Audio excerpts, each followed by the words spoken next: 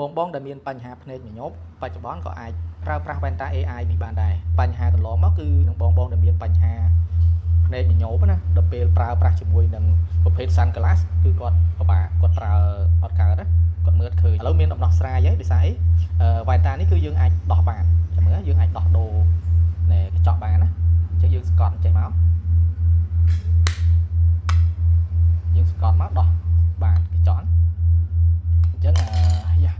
អញ្ចឹងបងគ្រាន់តែកាត់កញ្ចក់ដែលត្រូវជាមួយនឹងភ្នែកបងមកអាចយកមកធ្វើការផ្លាស់ប្ដូរជាមួយនឹងវ៉ែនតានេះបានអញ្ចឹងមុខងារសំខាន់របស់វ៉ែនតាដែលអាចថតវីដេអូ call ចេញចូលឬក៏ស្ដាប់បទចម្រៀងអីផ្សេងអ្នកទាំងអស់គ្នាបានដឹងហើយតែចំណុចដែលអ្នកទាំងអស់គ្នាអត់ទាន់បានដឹងមួយទៀតគឺ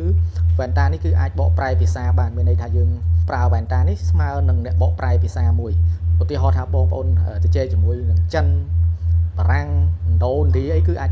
ដូចមានវ៉ែនតានេះដូចជាមានអ្នកបកប្រែប្រចាំខ្លួនមួយទៀតអញ្ចឹង